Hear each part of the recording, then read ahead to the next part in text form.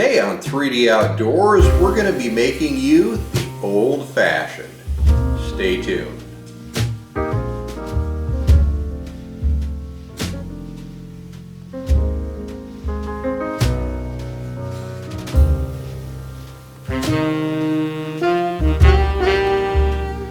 Whether you've been in the outdoors enjoying everything it has to offer, or if you're done with a long day of work, or it's a weekend and you just want to relax, the old-fashioned might be the perfect drink for you. I know I sure enjoy them. It is one of the drinks on the top of my list of go-tos. So let's get into how I put one together here. First of all, I like to use the round ice balls, a large chunk of ice, so we'll drop that right in the glass to start with. Ice cubes can melt faster and dilute your drink faster, so this will slow down the water input into your drink. We're going to get some other water from the simple syrup when we add that. The original old-fashioned, you will see them soak a sugar cube with the original Angostura Bitters. And the Angostura Bitters is kind of a neat story in itself. If you see the bottle there, the label is larger than the bottle. The story goes back to that when they sourced the labels, one brother sourced labels, one brother sourced bottles, they didn't fit right and they stuck with it, so it's kind of neat.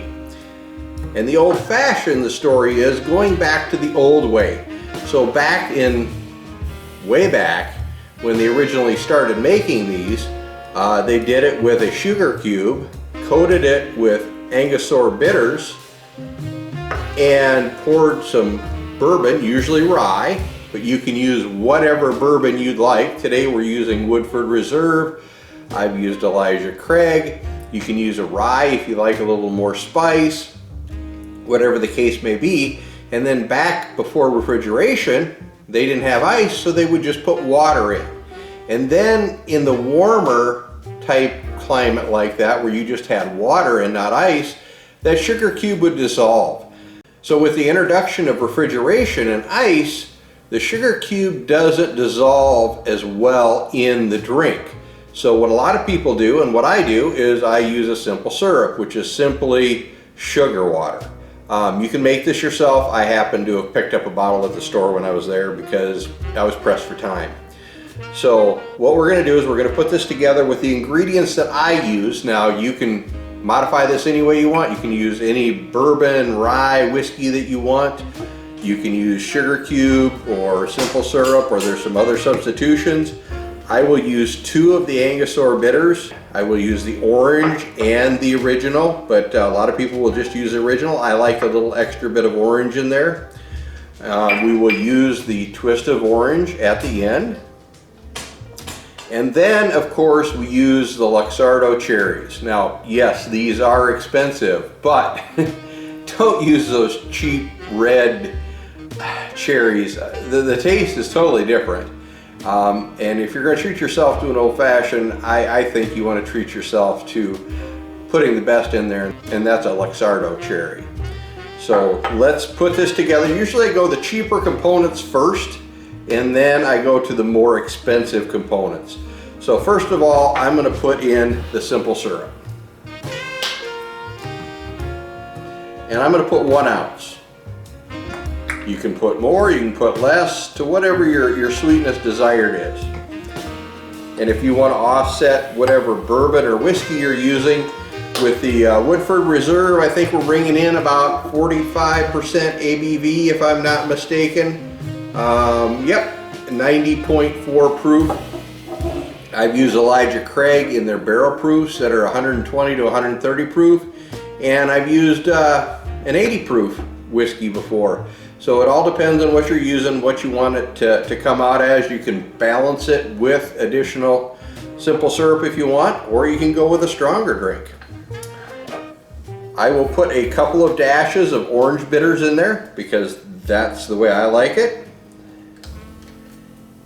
I will put 4 to 6 dashes of the original Angostura Bitters in. I think that's about what it would take to coat that sugar cube. They soak the sugar cube in the original recipe.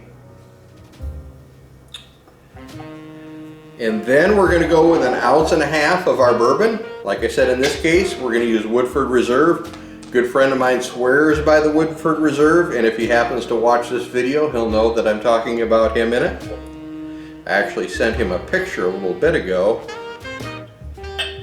of what I was going to be doing. We'll pour that in there.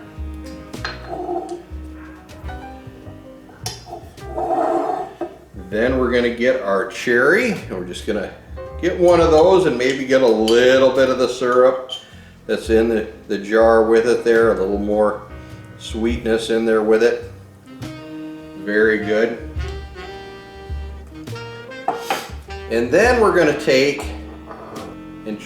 some of the outer peel. We don't want the white bitter orange, but we want that exterior peel off of there. We just peel a piece off.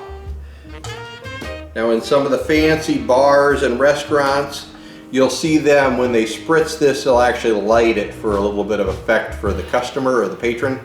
I'm not going to do that. I don't need the flame effect, but I am going to squeeze that so it spritzes out in the drink, and then I'm just going to wipe the rim of the glass with it there to get a little of those oils on there. I'm going to take the peel and stir up the drink a little bit here to get everything incorporated. So we get that sugar water and we get the bourbon and everything mixing together in there. And there you go. A beautiful and delicious drink. Oh yeah. You can taste the bourbon. You can taste the citrus, the bitters in there. It's smooth, it's not harsh. That is just an enjoyable drink. So there you go. There is the old-fashioned made by 3D Outdoors. This is Dan with 3D Outdoors reminding you to get into the outdoors and enjoy everything it has to offer. If you like this video, make sure to hit the subscribe button at the bottom. See you next time.